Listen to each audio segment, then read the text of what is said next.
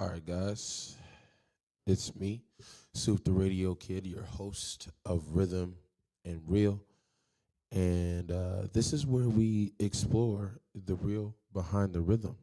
And if you need more explanation on that, aka, the real behind the music, right? So, like, I kind of like to focus more on music and, current events in music. So, like I said, this is Rhythm and Real, where we explore the real behind the rhythm. And today, I want to talk about a few things because there's actually been a lot of things coming up in modern music or in music today, and I kind of want to go over them today. One of the main things that has been happening just recently, if you're unaware, is 50 Cent, um, Curtis 50 Cent Jackson, or 50 Cent Jackson, as someone call him, dropped a documentary called The Reckoning or something to that effect, about Diddy. Now, for those of you who also don't know, and when I say for those of you who don't know, this kind of just pertains to some people who may be sleeping under a rock, which is okay. Patrick used to sleep under a rock. So to those of you who don't know, Diddy is in jail. He's in prison. He kind of went to prison for doing a lot of like weird things to a lot of people. Won't even get into all that, but let's just say he was doing a lot of questionable things. And those things came up in question in court, and Diddy ended up going to jail for a lot less time than people thought he would go to jail for. But nonetheless, Diddy is indeed in jail right now, and um, 50 Cent, who quite often takes these opportunities to do what 50 Cent does, he released a documentary. For those of you who also don't know, 50 Cent and Diddy have not been on good terms pretty much 50 Cent's whole career, because at one point, actually, instead of me explaining it, I have a video right here that can explain why 50 Cent and Diddy were not cool. Oh wait, I'm clicking it on the wrong screen. Sorry guys. It's still early. Don't judge me. All right, so as many of you may know, 50 Cent just made a documentary about Diddy. Now, 50 Cent has not liked Diddy for like 20 years. And the reason why 50 Cent doesn't like him is actually very simple. Diddy makes him uncomfortable. You see, about 20 years ago, 50 Cent was on top of the world. Boy was talking about in the club. Boy had a G-Unit chain on. Put your hand in the air if you remember this chain. Gotcha. If your hand's in the air, you're an uncle or an auntie. But that's okay, my hand here too. Anyway, 50 Cent had a problem. When you on top of the world, you start getting all kinds of attention. Diddy calls up 50. He said, 50. 50 said, yeah. Diddy said, hey, I noticed you're on top of the world. Let's be friends. Now, at this point, Diddy's still powerful. It's 20 years ago, but he's still an executive. He's still a mogul. So 50 like, okay, that's dope. That's cool. Diddy said, yeah. So why don't we just start by hanging out? 50 said, I don't see a problem with hanging out. What was you thinking, like bowling or something? They said, nah. I was thinking like we just go shopping. Yeah, pause that.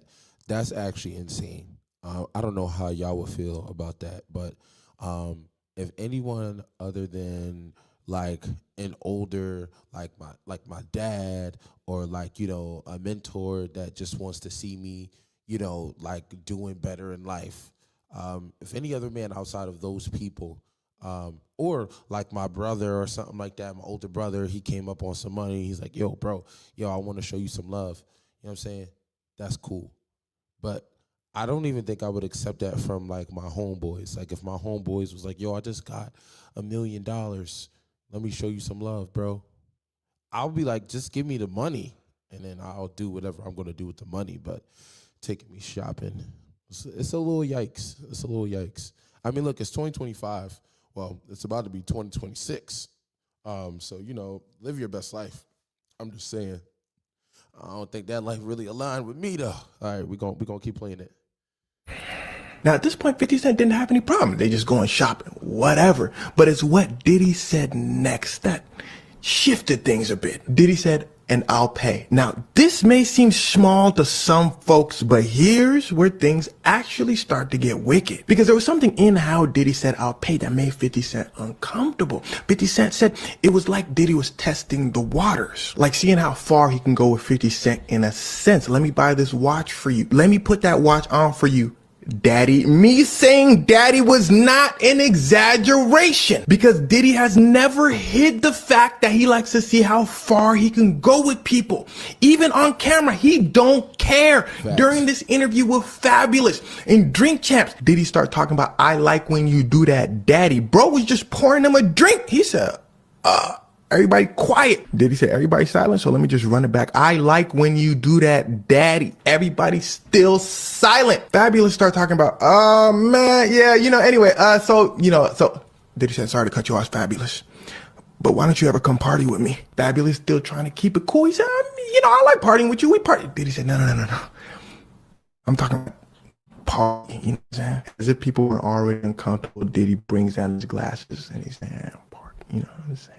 They say, yes. I didn't say that part out loud. They were quiet, but this is Diddy. Y'all not watching his interviews closely enough. Yeah, so I don't know. After seeing a lot of these things come out in the media, because this is something else that I kind of wanted to talk about too, it kind of sucks because it feels like all of the people that we've held in such high regard all of this time, like, Bill Cosby, R. Kelly, Diddy, all the people that we kind of grew up on, that were like figures that we kind of looked to, that were, revolutionary or pioneers in their field, or black revolutionaries and pioneers in their field, have kind of just all been falling by the wayside. And it kind of sucks. I don't know. For me, the way that I look at it is like, there's the art and then there's the artist. And I feel like you really got to separate the art from the artist. I'm not saying it's okay, because the thing is, the artist is, and by an artist, I mean, you got to separate the person from the art, right? Because I do believe there are a lot of people or artists that have made very great contributions to art, but as people, they may not be good or great people. And I kind of feel that the world is very selective with what people or the people that it decides to go for. I feel like the world is very intent, very intent on going after our black leaders. And although they've done, a lot of messed up things, not all of them, but some of them, the ones that did, I do think they should go to jail or go through whatever process, jail, probation, death penalty, whatever, whatever, they did, and whatever their crime and whatever punishment matches their crime, go for it, right? I'm never going to say like, oh, just because someone is black, they shouldn't, go through things. But however, I will say that when you're looking at it from the other perspective, as black folks, we were enslaved and brought to America by, the white people. And, they did a lot of crazy things to us, slavery, raping our women, raping our children, creating children from the women that they raped, hanging us, whipping us. What else? There's more things, selling us separately, like we're batteries sold separately, and you can just send us over to this plantation and that plantation, and splitting the families up, treating us like a new litter of puppies, and just like, oh, she just had some babies, let me go sell her baby and then keep her. It's crazy. And really, I think there's this outlook on the way that we're painted as black people, and when really the real people who have perpetuated this kind of energy, this thuggish energy that we have to take the world thinking of us as, is really, European people, right? Like I said, you enslaved us, brought us to a whole new country, and did all types of horrible, terrible things to us. And then once we became, quote unquote, freed, Then you started playing different games, right? Instead of us being shackled physically, the shackles started becoming mental with the war on drugs. But the drugs that you're talking about are the drugs that you planted in our community. I don't know if you guys have ever watched Snowfall, but Snowfall follows this guy named Franklin Saint, um, who basically was very impoverished, and it was kind of only him and his mother. He never saw his father because his father was strung out on drugs, and then Franklin Saint, decided to start selling drugs himself because he wanted to be able to take care of his mom. His mom's getting all types of foreclosure notices, et cetera, et cetera, and he built basically a whole empire.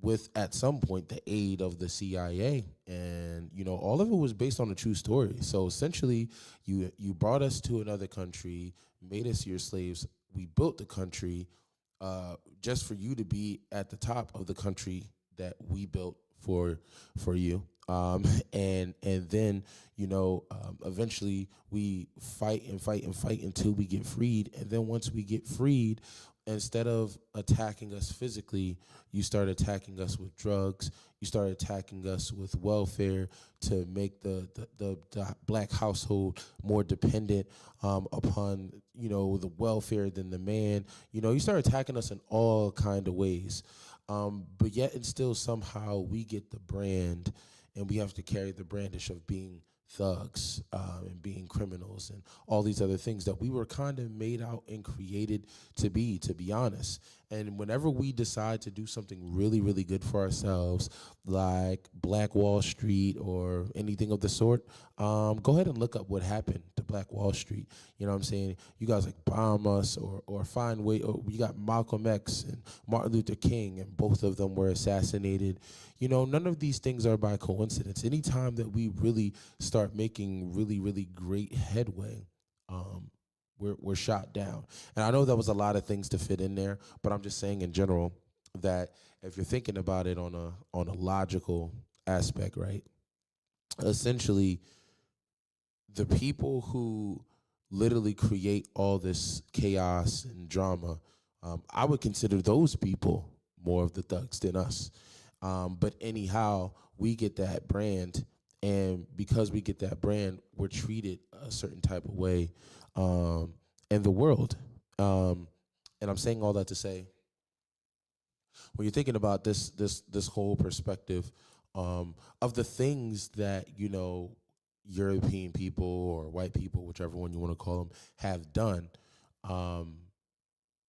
Most of them still have their jobs. Most of them still own their companies. I remember for a while during the pandemic, there was a while where we decided we weren't going to support H&M anymore because they put out this clothing, this T-shirt, line that was like that. I think it said "Coolest Monkey in the Jungle," and it had like a little black boy in the clothing. It was like a darker skin, like I think he might have been a little darker than me. And it was like "Coolest Monkey in the Jungle" or whatever. And it's like, bro, that's crazy. So for a while we boycotted them, and then eventually people stopped caring about it. And H&M is still alive and well. Tommy Hilfiger, I think Ralph Lauren, a lot of these people have been known to be racists, and we still support them. Um, so it's just interesting that a lot of those people can get away with all the things that they have done, but interestingly enough, R. Kelly, Diddy, Bill Cosby, their legacies all but gone and tarnished.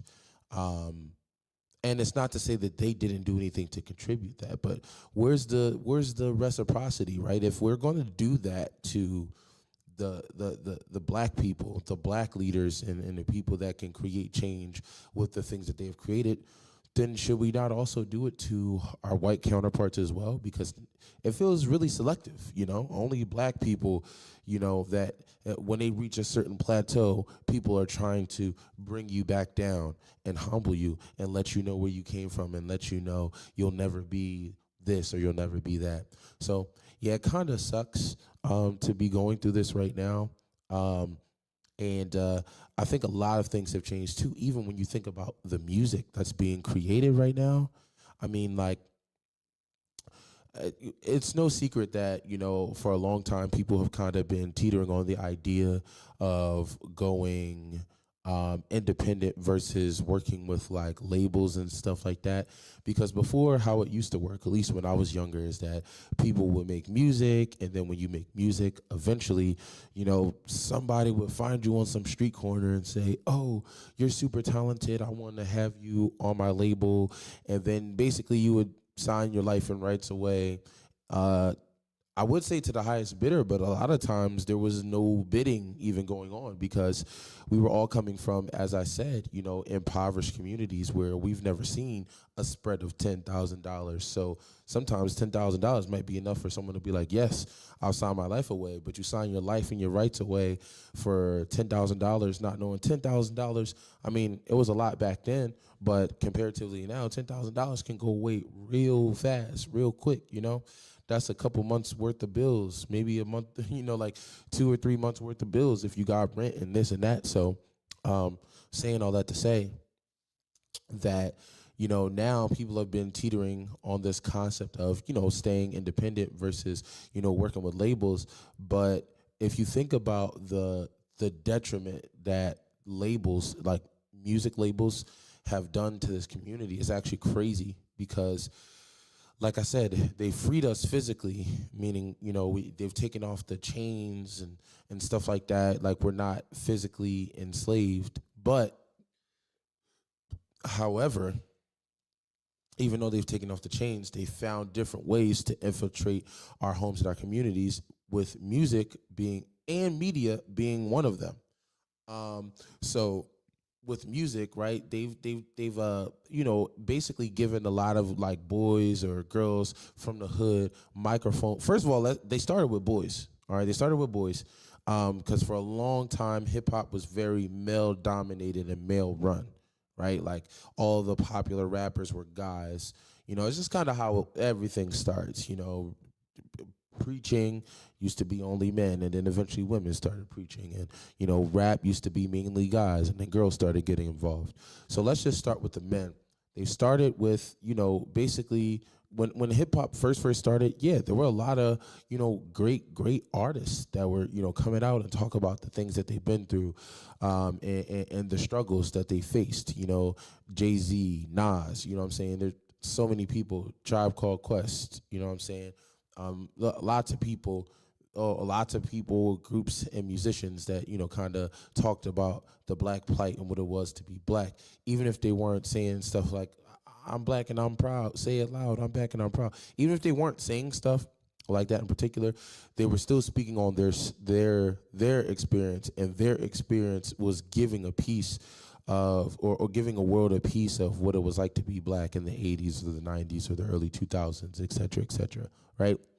Anyways, I say all that to say, there was a period of time where we had music for the party, but we had music to sit down and be introspective about and think about stuff outside of the party. Talib Kweli, Mos Def, all these artists, Common.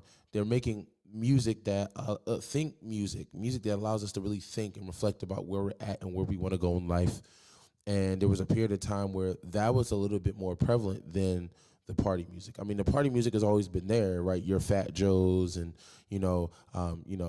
artists that primarily make songs for the party. That was always there, but which is kind of frustrating because people act like hip hop was so much better back then, and certain things were so much better back then. I mean, I feel that, but I feel like anything that you want today is still accessible. You just have a lot more to sift through, right? Because let's just face it, it's not only it. Back in the day, there was a gatekeeping process that people had to go through. You had to be, co-signed by someone for, like someone had to co-sign your skill, your gift and ability for you to even, get anywhere. And if you weren't, co-signed, you were pretty much looked at like a bastard child or something like that, or like a kid that looked too black in a Dominican family or something like that, or look a little too black in an all white family because you're mixed. Like that. That's how people used to look at you when you weren't co-signed by another popular rapper. You know what I'm saying? So I guess the timing of things, like the time that we're in has changed now, because now you can build your fan base online. You don't have to go through any type of co-signing, and I think that's a beautiful thing, but I also think it has some negatives. The beautiful part is that, someone like me wouldn't even have a platform to be able to talk. I mean, I'm not saying that my platform is all built and everything, but I'm working on building it. You know what I'm saying? These conversations, these lives, I'm working on building it.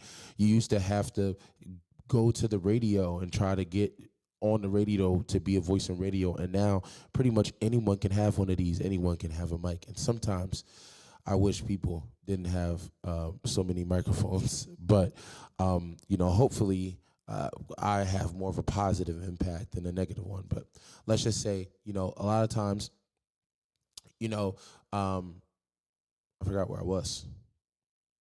Yeah. Anyways, though, I would say that, where we are right now, they got a lot of people into doing music, and these people that are doing music now, how it's switched is they're giving boys from the hood, more money than they've ever seen in their lives, and they basically bring them on, and they come and they talk about, shooting and killing and all this drilling and stuff like that, and it's really changed the world that we live in. So many rappers dying. I'm talking about Pop Smoke, XXX Tentacion. You know what I mean? Like, so many people, so many music art, and that used to be a like back in the day, that wasn't a common occurrence, because there was very much so a separation between music artist, celebrity lifestyle, and normal civilian lifestyle. But now you can go look on Instagram and see what your favorite artist posted 5 minutes ago. So because there's not that disconnect anymore, and artists are very touchable and they're very accessible. Now the mortality of artists, the shelf life of artists is so much shorter. The shelf life is shorter, and the mortality is like, shoot, it used to feel like music artists would live forever, and they had such, decorated, such a legacy, and now it doesn't feel like that anymore. Now it feels like people make hit songs, and those hit songs are here today and gone today, So it's just really a different time in art. It's really a different time in music, and just fast forwarding now, they started off with the men, and now in this day and era, the women are a lot more popular in music than the men are. So not only are they giving record deals, or they giving record deals to guys so guys can get on the platform and talk about shooting and killing and murdering and all these things that are not going to further our community. Now they've switched over to the women, and they started giving the women, opportunities to get on the mic and talk about things that are not becoming of our society and where we're trying to go as a people. So now it's like, man, this is kind of crazy. First they started off with the men. Now they're moving on to the women, and now hip hop, for the first time in 40 years, I think they said, is not even on the Billboard charts. So after we've taken turns cycling through degrading our entire culture, doing it to ourselves for a check, but also not absolving anyone, because they don't have to take it, but also the mentality. The crabs in the barrel mentality, the dog eat dog mentality, the me versus them mentality is at an all-time high. It's at an all-time high, because we come from impoverished neighborhoods, and we just want to see our life be better than it was yesterday. And we want to take care of our family and our kids. So if you're telling me all I got to do is get on this mic and talk about twerking, and twerk in the music video, and talk about, F my baby dad, and all these things that people talk about in their music, that's just like, if you think about it, man, music is really spiritual, right? These are mantras. I'm not gonna lie. When I'm going out every day, or not every day, but when I'm going out, Friday, Saturday, and I want to feel good about myself, you know what I'm saying? Hey, I ain't gonna lie, I turn on some Chris Brown because that helps me get in my bag. You know what I'm saying? To get into my bag and get into my flow, so I can bag the shorties. You know what I'm saying? So, but think about it. I had the same energy to be able to do the same thing before I listened to the music, but the music gave me a different energy or repurposed. Like, what I'm trying to say is music is a spiritual thing. When you listen to it and you listen to these words on a consistent basis, you start to internalize those words and you start to live those words out. So if you listen to music on a sexy beat or listen to chill music, you're going to be chill. If you listen to turned up music, you're going to be turned up. That's just how it is, right? So we've had years and years of blasting negativity to our people, and now it's just a completely different game. We're playing a completely different game now. I know they used to say the game doesn't change, only the players, but now not only has the game changed, so has the players. And I kind of want to cycle back to, well, not cycle back, circle back, but also move forward in another direction as well. I want to talk about, our community and the ability to stick together or not stick together, right? So I'm going to play this other video that I just recently watched, that's going to kind of explain what I want to get in, what I want to talk about. So I'm about to play it real quick. The Diddy Combs Reckoning. Yeah. Did you check it out? Yeah, I saw it. Okay. I honestly didn't think that he would ever do that. Why though? Because I wouldn't. Even though that would be a good question, why? He has done. Because you it's still just think- not my job to tell. I'm not a black man that's going to tear another black man down. Let them do that. So again, you may not understand like a moral conduct for a grown ass man from where I'm from and where I thought he was from. There's just certain things and like it's not for us to tear somebody down. So for me, I'm not going to do that because that platform is not black owned. I'm never going to tear a black man down for a white man ever in my life. Also, I know Puff, right? And I don't think that, again, I'm not ever going to check for his moral character. As you see, we never did too much business together. But it would never be me to be the person to deliver that. Let them do it. I'm a culture saver. I'm out here fighting for us every day. Every time I argue with somebody, it's not for me, it's for y'all, because I'm good. I'm always trying to open the doors and make sure that everyone in our culture understands the path. They're usually misled to think they're weaker than they are. And I'm the guy that's going to show you that you do not have to be scared of them. You could do it on your own, and you do not have to do it for them. And they always send us to tear us down.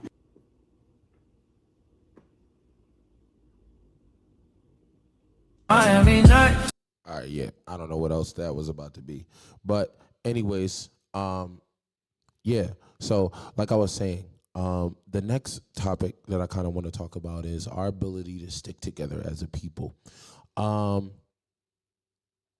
It's very known that hip hop has been a competitive place and space more than anything else. Like R&B, pop, these aren't necessarily like competitive things. Now, someone could be in R&B and pop and want to be competitive, so they work out and work on their image and their body and this, that, and the third. But by nature, everybody's just kind of given what they're given and they roll with what they got and just go from there. But with hip hop, it's kind of like I said earlier, it's like this real like dog eat dog kind of vibe. And certain cliques and crews and this, that. I mean, definitely more back then than now. Hip hop was very, oh, we from the hood, we all got signed, these are my guys, and it's my guys against those guys. The Locks, Rockefeller, you know what I'm saying? All these groups that we had, back in the day of people sticking together, and it's me against the world, and et cetera, et cetera. And, definitely because hip hop was very much so rooted in masculinity, I will say that, everyone kind of brandished their pen like it was a sword. And, everybody wanted to live by the sword and die by the sword. So I'm going to write these raps. And if anybody tries me, I'm going to get right with them. You know what I'm saying? And that's going to be what it's going to be. It's either they're going to come out on top or I'm going to come out on top. And for a while, that was, kind of an exciting trope.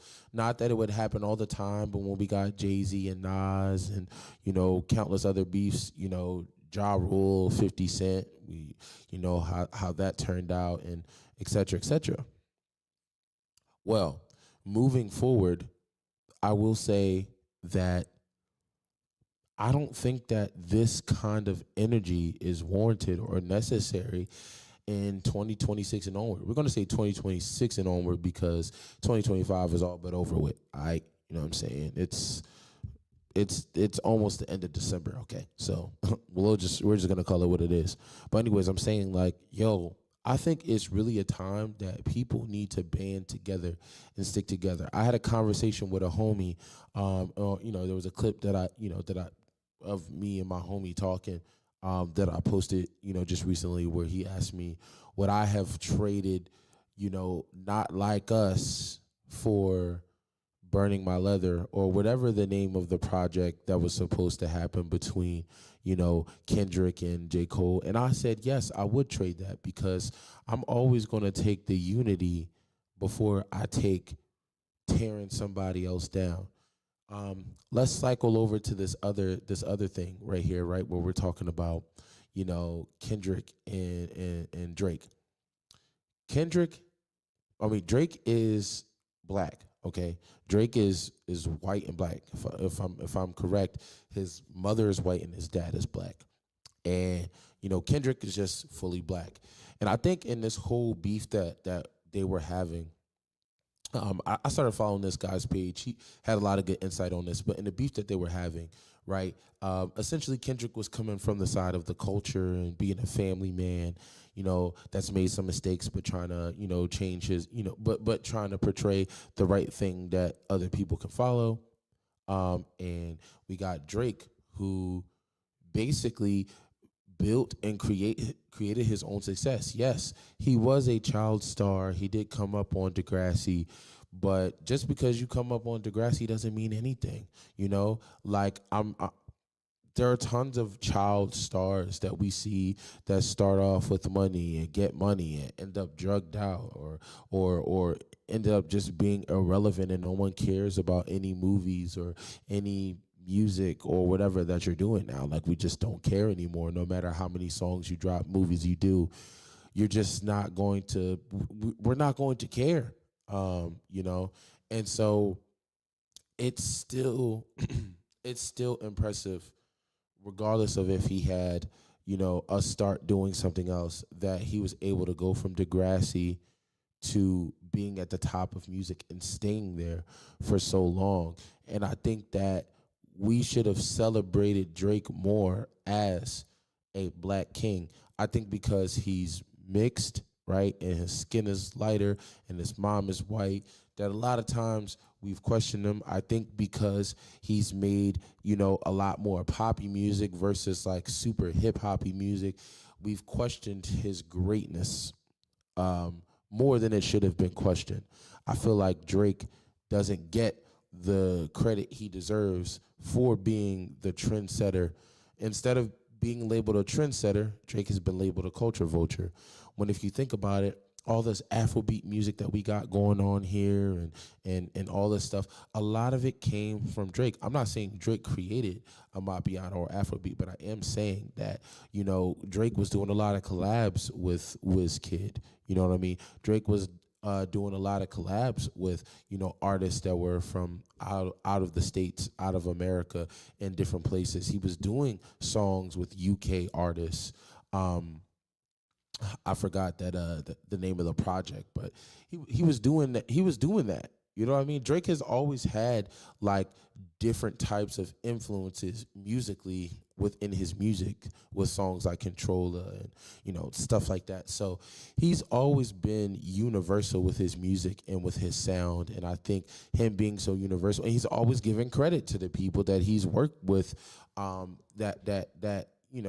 because Drake is a big artist. So whenever he uses or samples you usually make more.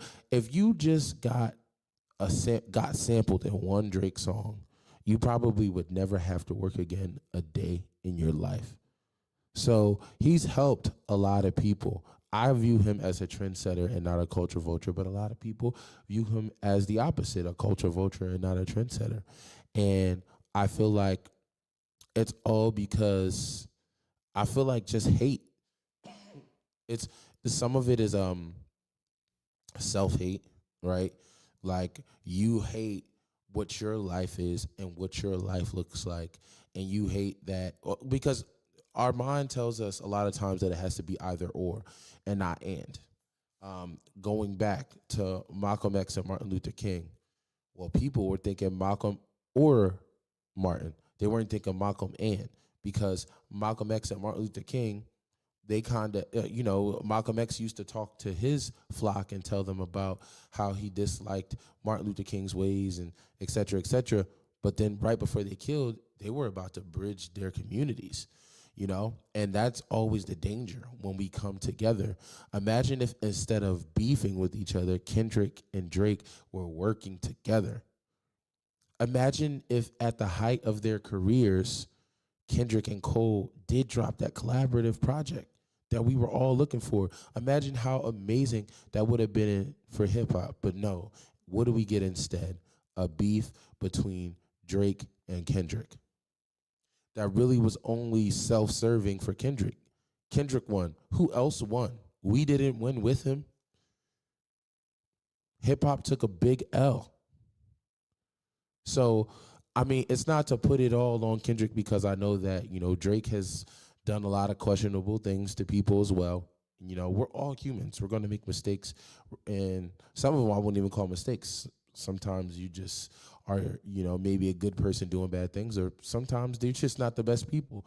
But still, as a culture, I feel like we should have championed Drake more as a black king, because that's what he is. But instead, we question his blackness because he doesn't parade around a sense of strong masculinity, since he's very in touch with his emotions.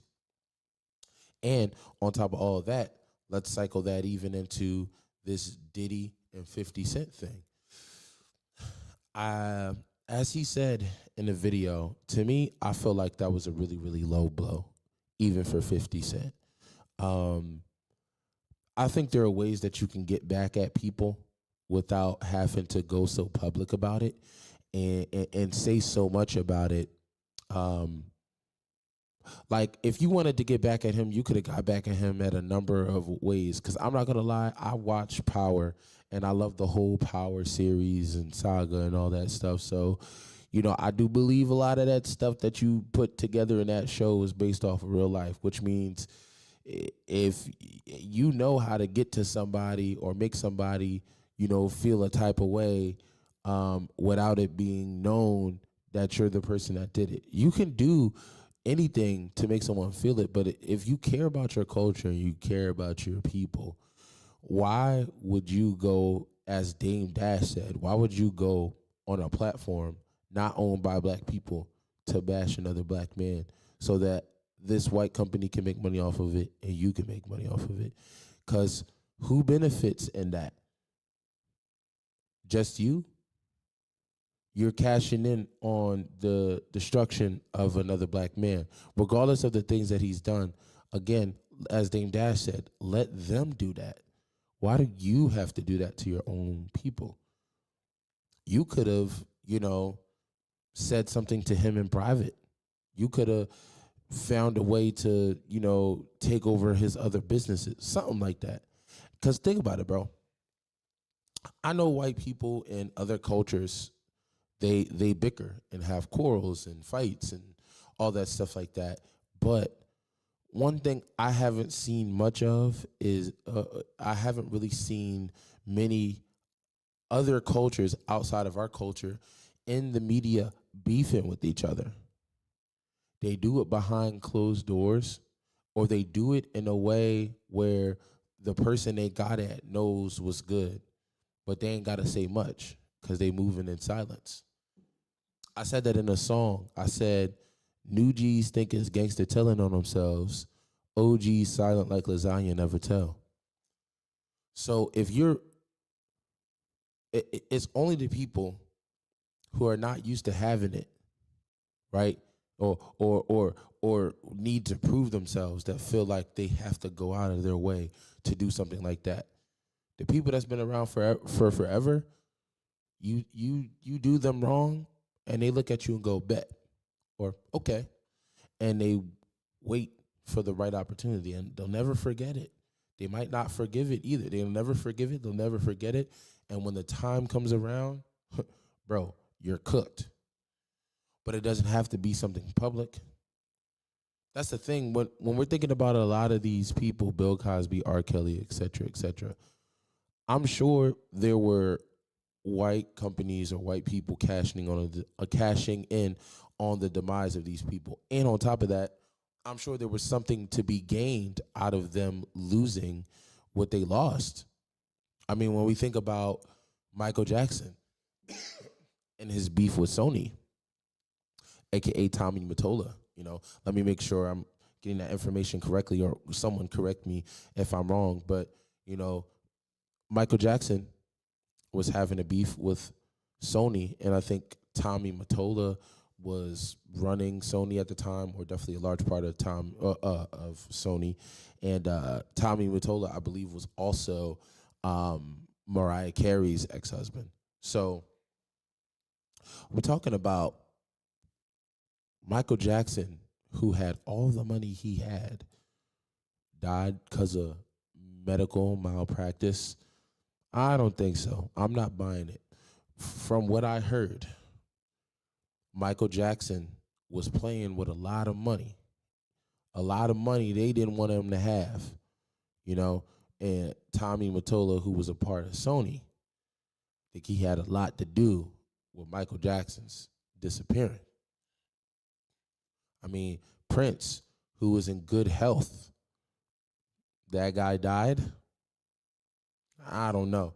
I'm not buying it. I think that, a lot of these white companies cash in on our demise. I mean, Biggie and Pac, you know how much money Biggie and Pac probably made? A lot of money when they were alive, but they probably made 10, 15, 20 times that being dead. I mean, people were probably selling Biggie and Pac T-shirts and memorabilia and doing movies and doing this and doing that, all off of Biggie and Pac being dead. And I think Biggie and Pac were one of the first rappers to get killed and die and stuff like that, in a violent way.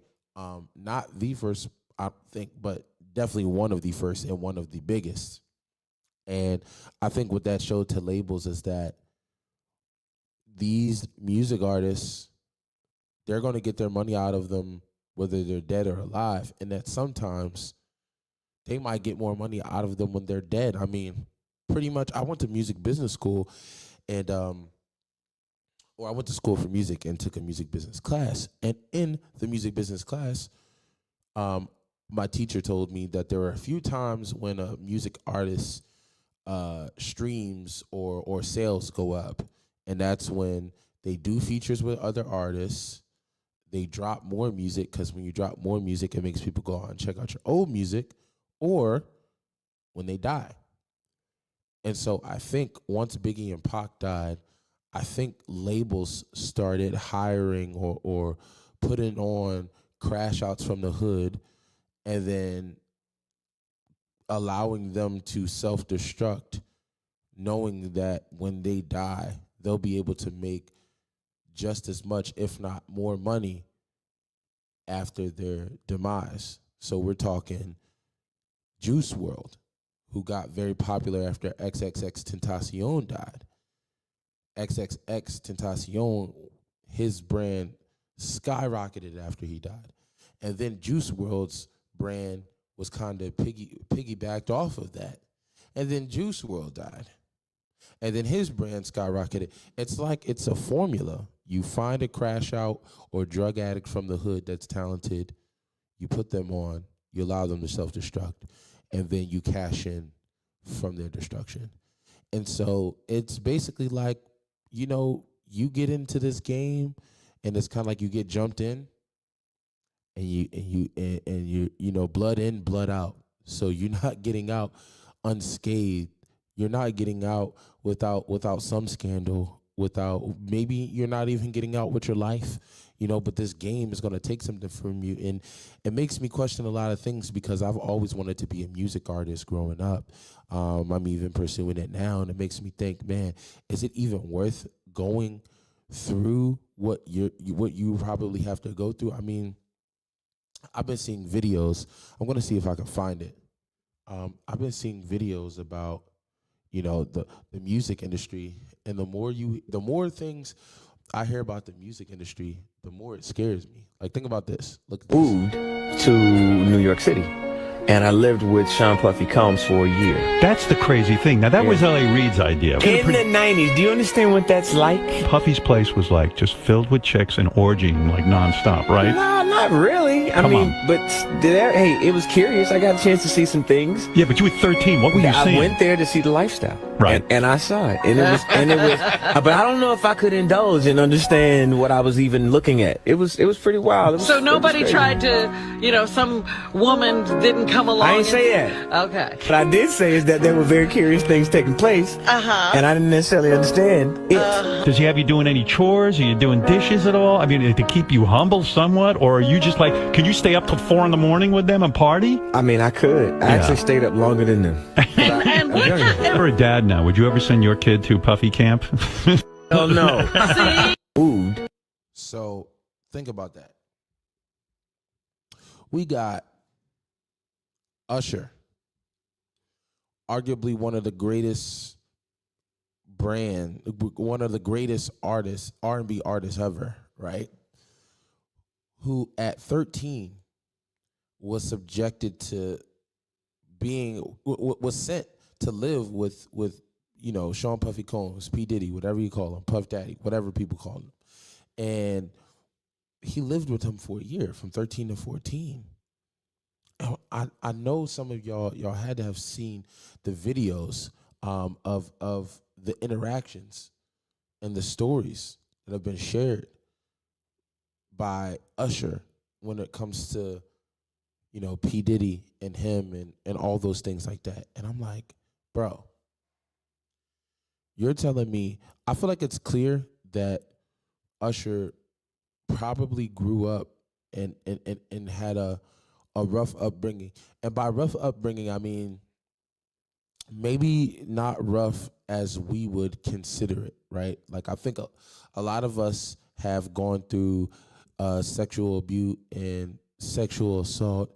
And for guys, sexual abuse and sexual assault is interesting because we're kind of taught to kind of seek out these sexual interactions, even when we're young, 7, 8, 9 years old, 10 years old. We're growing up hearing people talk about, oral sex and all types of different sex, right? And so we're at young ages seeking these things out, especially because we're hearing it in the music and seeing it in the media. So we're seeking these things out. Even at a young age, we're seeking these things out.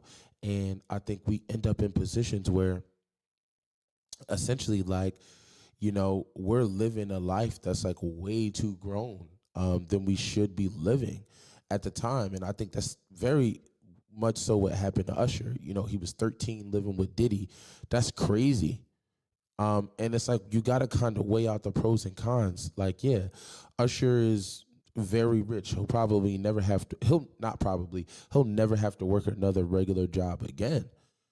But at the same time, what did he give up in that process? Because I'm sure Diddy did something to him. If not Diddy, somebody around him, some woman, growing up at 13, being viewed that as an attractive young guy that's about to blow, I'm sure somebody was interacting with him in ways that they shouldn't have been interacting with him.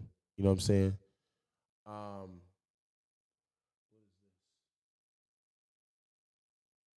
oh, I didn't even peep that I got a comment. Um, yeah. So, anyways, um, yeah. So I'm sure that someone was interacting with him in a way that they shouldn't have been interacting with a child. And then the crazy part, as all this Diddy stuff was coming out, we started thinking about other people in media because as this was coming out, so many other stories were coming out, and they started kind of putting under a microscope all the things that Diddy has done or interviews and interactions with people. And one of those things that came under a microscope was his interaction with Justin Bieber. Now, if some of you don't know, Justin Bieber, if I'm not mistaken, I don't know if he was discovered by Usher, but if I'm not mistaken, he was signed by Usher or kind of grandfathered in. Usher had something to do with Justin Bieber.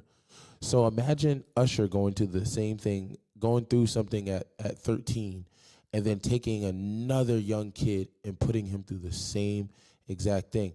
And so I feel like even if it's not being said, that there's definitely some blame maybe on Usher or some other people in the industry for, subjecting. If you go and watch some of the videos where Justin Bieber is being like, sexually assaulted or, like sexually abused by people who are way older than him, just doing lots of creepy, weird things to him, it's just crazy. So it's like, what is this entertainment industry really?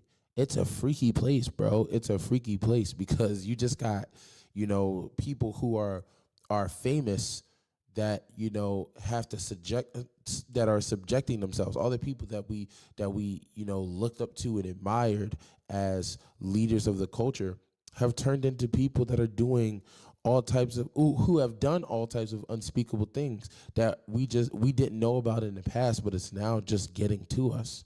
I mean, what if Usher did have something to do with Justin Bieber going through whatever he went through? Because obviously Justin Bieber went through something. And what if Justin Bieber did go through something that had something to do with Diddy? Like, it's just crazy. And it's like, yo, is this thing even safe anymore? How many of our people, that we've looked up to in this industry have done something unspeakable? That if we find out about it, we would be like, yo, I can't even rock with this anymore. Where do we draw the line? Do we stop at just our people?